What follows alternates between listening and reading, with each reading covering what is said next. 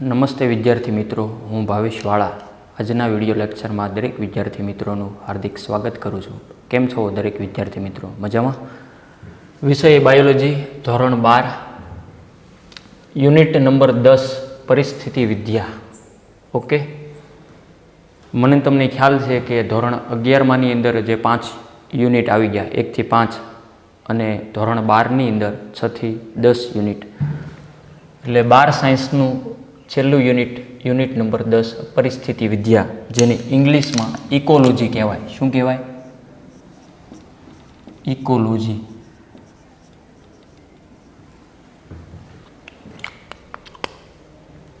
Unit number 10 કયો કે એકમ નંબર 10 કયો, એ બે એક જ થયું, જે પરિસ્થિતિ વિદ્યા. તો તેમાં વિદ્યાર્થી મિત્રો 4 ચેપ્ટરનો સમાવેશ થયેલો છે. યુનિટ નંબર 10માં ચેપ્ટર 13, 14, 15 અને 16. ચેપ્ટર 13 સજીવો અને વસ્તી. ઓકે, સજીવ અને વસ્તી જે કોને કહેવાય એ આપણે ડિટેલમાં ચેપ્ટર જોઈશું. ત્યારબાદ નિવસનતંત્ર, જૈવ વિવિધતા અને તેનું સંરક્ષણ, પર્યાવરણીય સમસ્યાઓ. તો વિદ્યાર્થી મિત્રો, આજે આપણે ચેપ્ટર 13 એટલે કે સજીવો અને વસ્તી ડિટેલમાં અભ્યાસ કરીએ. સજીવો અને વસ્તી હેડિંગ આપી દઈએ. સૌપ્રથમ ચેપ્ટર 13ની શરૂઆત કરીએ. ચેપ્ટર 13 સજીવો અને વસ્તી. બોર્ડની અંદર ગુણભાર જોઈએ. ચેપ્ટર 13ના 6 માર્ક્સનું ધરાવે છે ગુણભાર. ચેપ્ટર 14 4 માર્ક, ચેપ્ટર 15 6 માર્ક અને ચેપ્ટર 16 4 માર્ક. એટલે કે ટોટલ બોર્ડની અંદર 20 માર્કનું આખું યુનિટ છે. અને નીટમાં જોઈએ તો નીટમાં લગભગ હું માનું ત્યાં સુધી 3જા કે 4થા ક્રમે આવે છે ગુણભારકની દૃષ્ટિએ. એટલે નીટમાં પણ અતિ ઇમ્પોર્ટન્ટ એવું યુનિટ પરિસ્થિતિ વિદ્યા, ઇકોલોજી. સજીવો અને વસ્તી, જેને ઇંગ્લિશમાં શું કહેવાય? જેને ઇંગ્લિશમાં ઓર્ગેનિઝમ્સ એન્ડ પોપ્યુલેશન.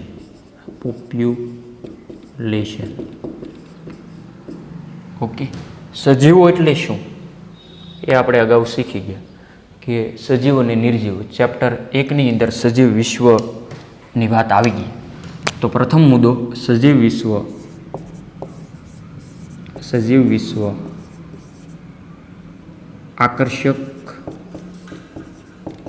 આકર્ષક અને નવાઈ પમાડે તેવું જટિલ છે. સજીવ વિશ્વ આકર્ષક અને નવાઈ પમાડે તેવું જટિલ છે. શા માટે જટિલ કીધું? તો તેની અહીંયા આપણે થોડીક વાત કરીએ. તો અગાઉ તમે શીખી ગયા કે કોઈ પણ સજીવ હોય તેનો રચનાત્મક અને ક્રિયાત્મક એકમ તો કે કોષ. આ તમને યાદ જ હશે દરેકને. હું અહીંયા દર્શાવું કોષ. કોષો ભેગા થાય એટલે શેની રચના કરે? પેશી ભેગા થાય એટલે અંગ. બરોબર? કોષ, પેશી, અંગ, અંગતંત્ર અને સ્વતંત્ર સજીવનું નિર્માણ થાય. પણ અહીંયા તમારે પરિસ્થિતિ વિદ્યામાં યાદ રાખવાનું છે કે સજીવ પછી તેની જાતિ આવે, જાતિ, ત્યારબાદ વસ્તી, ત્યારબાદ સમાજ,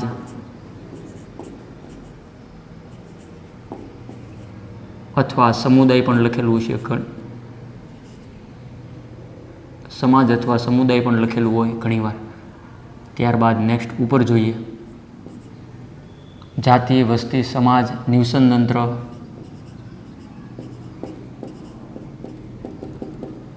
અને સમગ્ર જૈવ વિસ્તાર.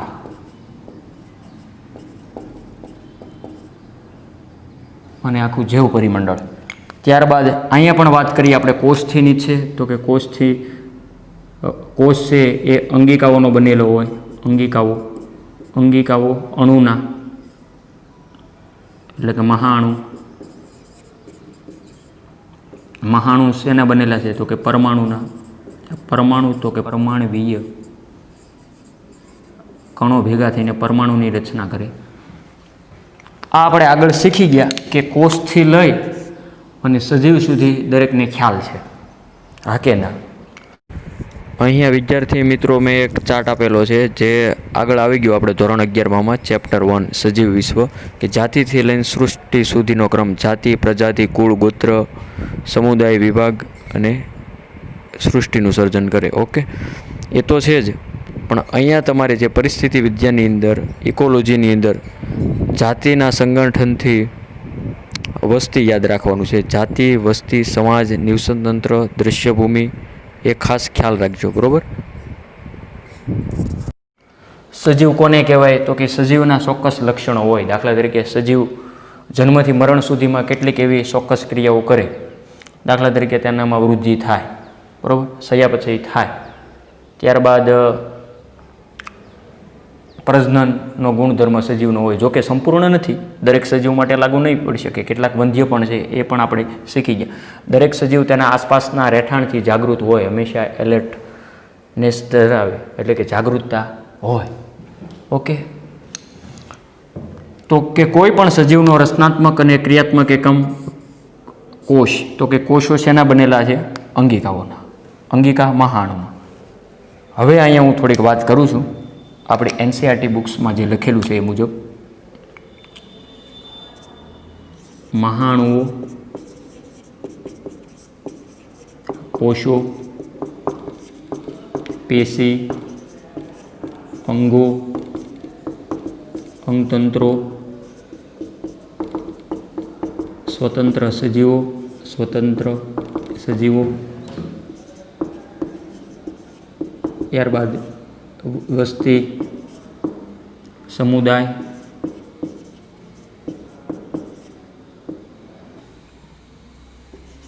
નિવસનતંત્રો, જૈવ વિસ્તારો જેવા જૈવ વૈજ્ઞાનિક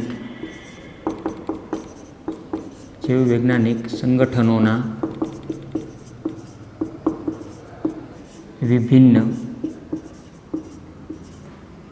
વિભિન્ન સ્તરોએ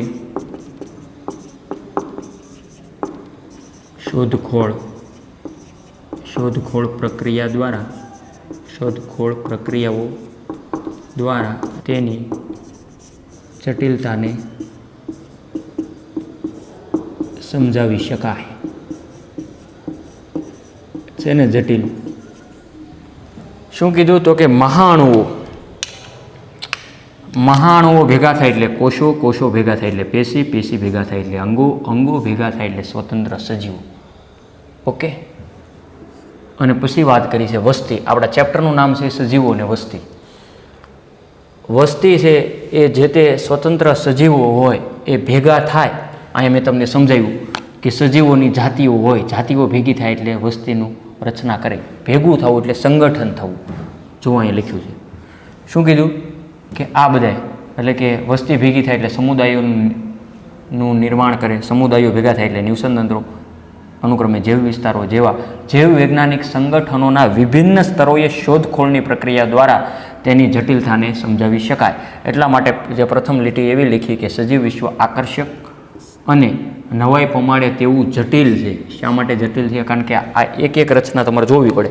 દાખલા તરીકે કોઈ પણ સજીવ આપણે એવું કહીએ કે કોષોનો બનેલો હોય, તો કે કોષોની અંદર અંગિકાઓ હોય, જેવી કે લાઇસોસોમ, કણાભસૂત્ર, જે કાંઈ લાગુ પડતી હોય. તો કે આ બધી અંગિકાઓ શેની બનેલી છે? તો કે મહાણુનો. બરાબર? મહાણુ શેના બનેલા? તો કે પરમાણુ જે કાંઈ હોય, દાખલા તરીકે કાર્બન, હાઇડ્રોજન, ઓક્સિજન, નાઇટ્રોજન વગેરે, એ બધા દ્વિબંધ ત્રિબંધ જેનાથી જોડાતા હોય તે બધા જોડાય અને અંગિકા બને. અંગિકા ભેગા થાય એટલે કોષો ભેગા થાય, પેશી, અંગો, એમ આખી સમગ્ર સૃષ્ટિ એ આ રીતના નિર્માણ થયેલી હોય. એટલા માટે જટિલ શબ્દ વાપરી શકાય. અહીં આપણે યુનિટનું નામ આપેલું છે પરિસ્થિતિ વિદ્યા. એની થોડીક મારે અહીંયા ડિટેલમાં વાત કરવી. પરિસ્થિતિ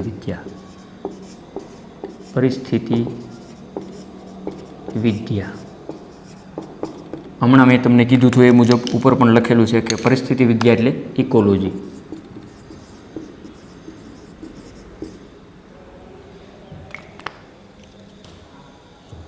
જે દાખલા તરીકે કોઈ પણ સજીવ છે જે પૃથ્વી ઉપર, તો કે તે તેના આસપાસના આવરણ એટલે કે પર્યાવરણથી, બરાબર, કે તેની આસપાસ આવેલું આવરણ કે પર્યાવરણ તેની સાથે એ અનુકૂલન સાધવાનો પ્રયત્ન કરે તો જ તે જીવિત રહી શકે, અન્યથા એ લાંબો સમય જીવિત ન રહી શકે.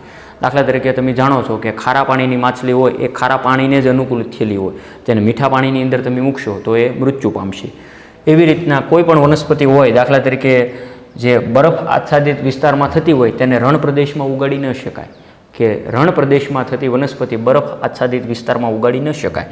તો આવું સજીવ અને નિર્જીવ એટલે કે બોલે તો અજૈવિક ઘટકો જેવા કે સૂર્ય, પાણી, તાપમાન, પ્રકાશ, પૃથ્વીની અંદર જે કંઈ આવી જાય એવડા ભૂમિ, એ બધા જ ની સાથે આંતર સંબંધ જે દર્શાવે એટલે નિવસન તંત્ર થઈ ગયું, બરાબર. એ આપણે ચેપ્ટર 14ની અંદર ડિટેલમાં જોવાનું છે. તો પરિસ્થિતિ વિદ્યા એટલે કે પર્યાવરણ વિદ્યા, આવો પણ આપણે શબ્દ વાપરી શકીએ. ઓકે, પરિસ્થિતિ વિદ્યા એટલે આગળ આપણે ડિટેલમાં ડેફિનેશન આપીએ. જે સજીવો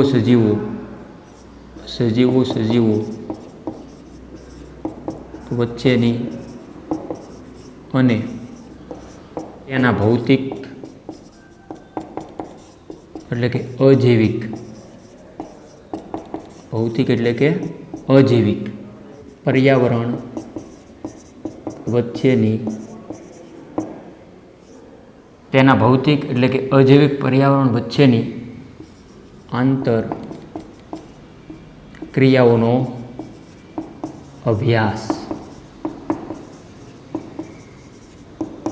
અહીંયા ખાસ તમારે બે શબ્દો યાદ રાખવાના છે કે સજીવો વચ્ચે અથવા સજીવો અને તેના ભૌતિક પર્યાવરણ વચ્ચે આંતરક્રિયાઓનો અભ્યાસની વાત છે. દાખલા તરીકે સજીવો વચ્ચે, તો દાખલા તરીકે કોઈ તળાવની અંદર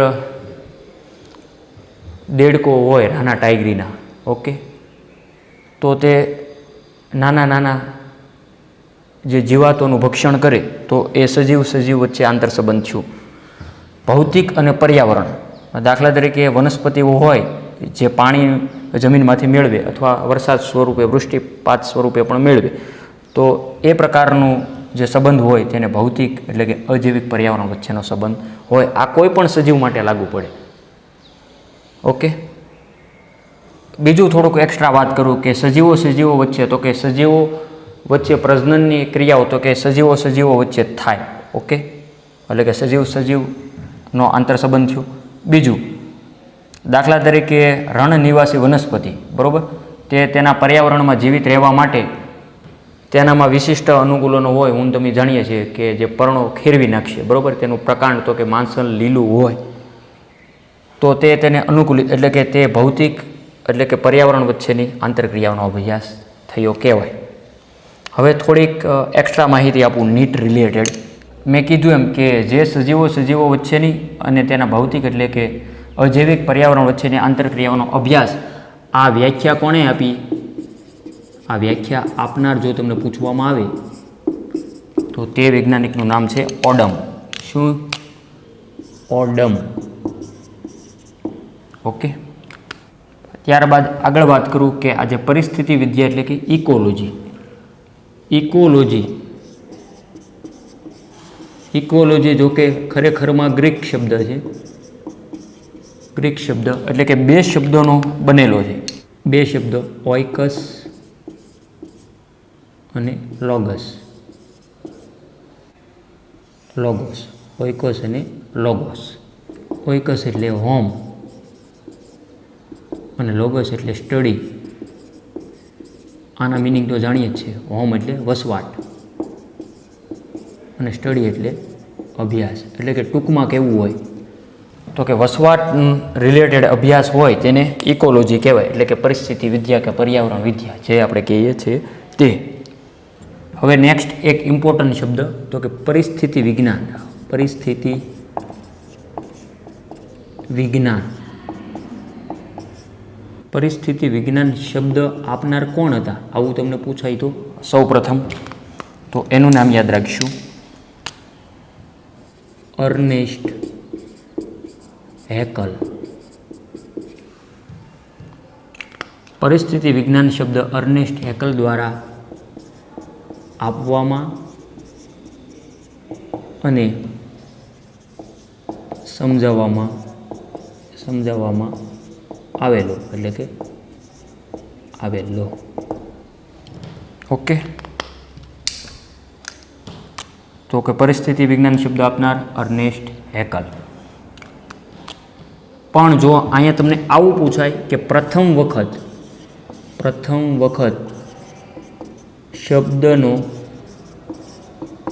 ઉપયોગ કોણે કર્યો, ઉપયોગ કરનાર, તો કે તેમાં અર્નેસ્ટ હેકલ નહીં આવે પાછા, બરાબર. એણે સૌપ્રથમ આપેલો શબ્દ છે, સમજાવેલો, પણ સૌપ્રથમ ઉપયોગ કરનાર છે એ કોઈ બીજા વૈજ્ઞાનિક છે, જે યાદ રાખશો રાઇટર આવશે. કોણ આવશે? રાઇટર. હજી થોડીક માહિતી જોઈએ ડિટેલમાં. પરિસ્થિતિ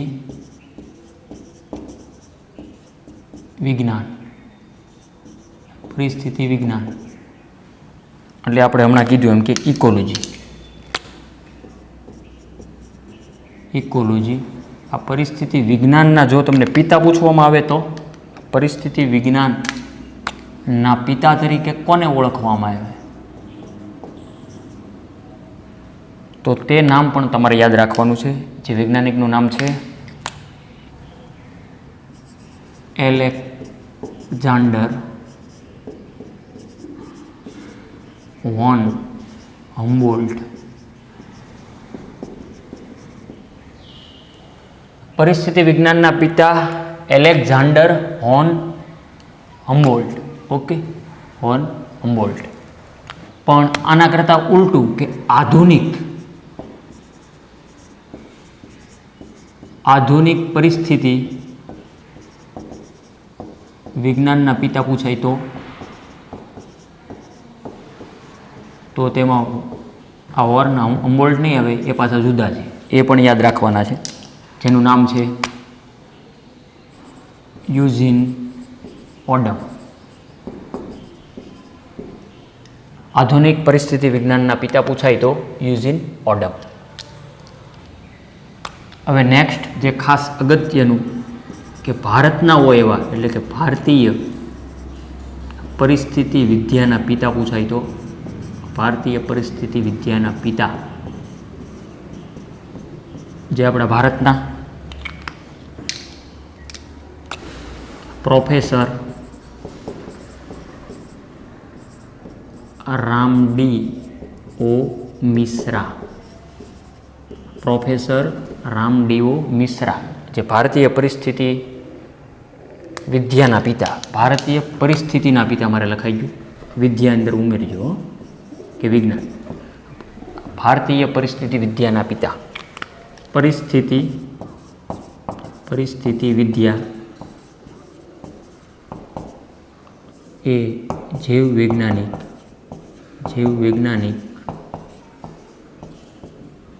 સંગઠનના 4 સ્તરો સાથે સંલગ્ન છે. પરિસ્થિતિ વિદ્યા એ જીવ વૈજ્ઞાનિક સંગઠનના પરિસ્થિતિ વિદ્યા એ જીવ વૈજ્ઞાનિક સંગઠનના 4 સ્તરો સાથે સંલગ્ન છે. એ 4 સ્તરો ક્યાં છે તો એ પણ નામ યાદ રાખી લો. પહેલું, બીજું, ત્રીજું અને ચોથું અનુક્રમે સજીવો, વસ્તી, સમુદાયો અને જૈવ વિસ્તારો.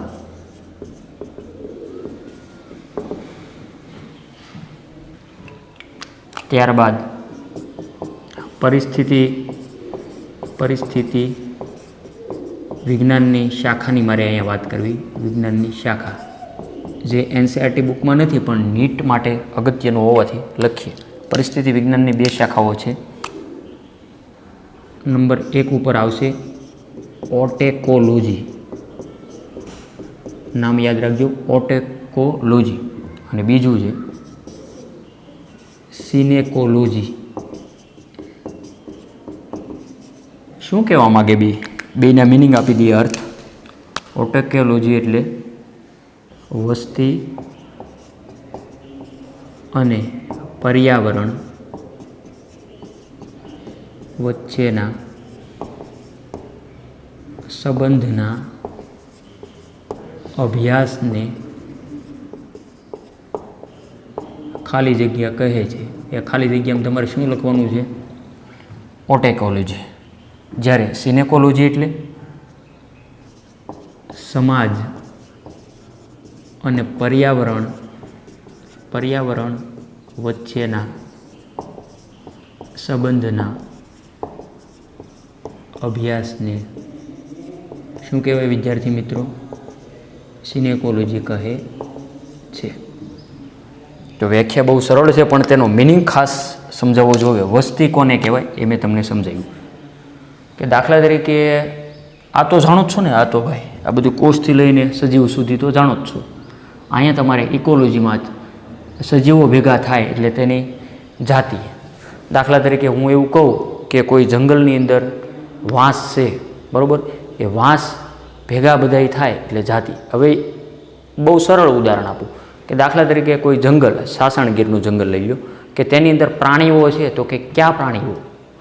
દાખલા તરીકે કહું સિંહ, તો કે સિંહની જાતિ એટલે એ તમને સિંહ જ દેખાશે. વાઘની જાતિ એટલે વાઘ દેખાશે. બિલાડીની જાતિ એટલે બિલાડી દેખાશે. દાખલા તરીકે સિંહની જાતિ, એ જાતિઓ ભેગી થાય એટલે વસ્તી. ઓકે. અને વસ્તી ભેગા થાય એટલે સમુદાય, કે આખો સિંહનો સમુદાય એટલે કે આખો પ્રાણીઓનો સમુદાય. ઓકે. પ્રાણીઓ તો કે વસ્તી, વસ્તીમાં જાતિ આવે. ત્યારબાદ સ્વતંત્ર સજીવો ભેગા થાય એટલે જાતિ. ઓકે. જાતિ ભેગી થાય એટલે વસ્તી, અને વસ્તી ભેગી થાય એટલે સમાજ, નિવસનતંત્ર અને જૈવ પરિમંડળ. એમ વસ્તી અને પર્યાવરણ વચ્ચેનો સંબંધના અભ્યાસને શું કહેવાય? ઓટેકોલોજી. ઓકે. કે તેના આસપાસના જે આવરણ વચ્ચેનો સંબંધ હોય.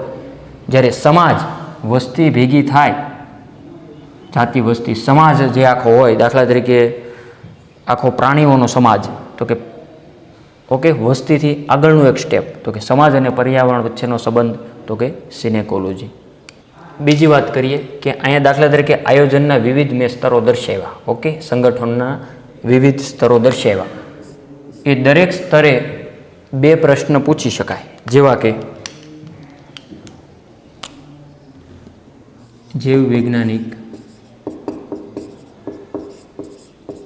સંગઠનના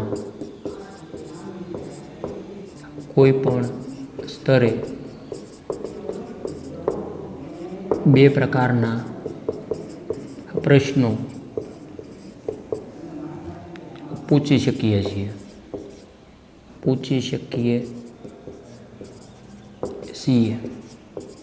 કયા 2 પ્રકારના? હવે દાખલા તરીકે હું તમને કહું કે વહેલી સવારે બગીચામાં બુલબુલ મધુર ગાય છે. તો અહીંયા પ્રશ્ન એ જ છે કે કેવી રીતે અને શા માટે?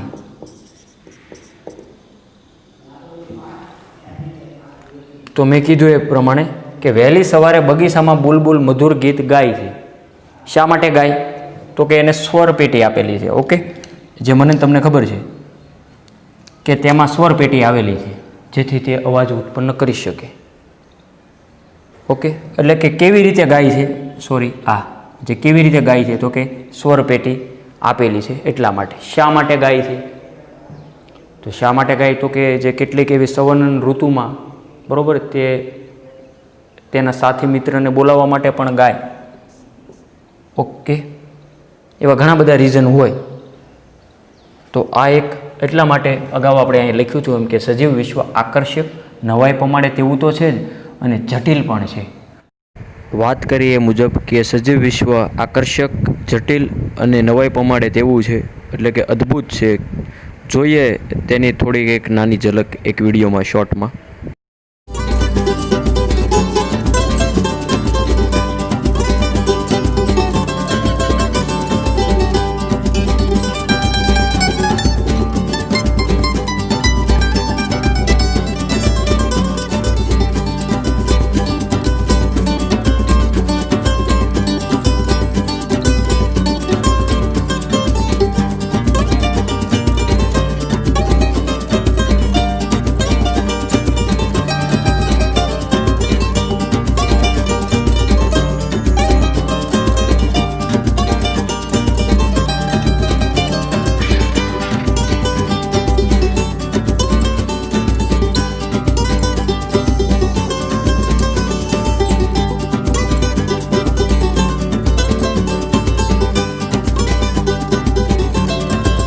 જેમ જેમ ડિટેલમાં વાત કરીએ કે દાખલા તરીકે પૃથ્વીને અહીંયા હું વાત કરું, આ દાખલા તરીકે પૃથ્વીનો ગોળો છે, ઓકે, તો કે વિષુવવૃત્તથી લઈ અને આગળ એન્ટાર્કટિકા કે જે કાંઈ બે ધ્રુવની વાત કરું તો કે કેટલી બધી વિવિધતા છે.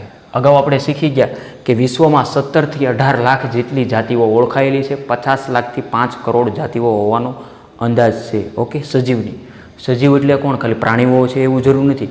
પ્રાણીઓ, વનસ્પતિઓ અને સૂક્ષ્મજીવો, બરાબર. વનસ્પતિનું તમે જોયું અંદર ડિટેલમાં લીલ, દ્વિઅંગી, ત્રિઅંગી, આવૃત, અનાવૃત વગેરે.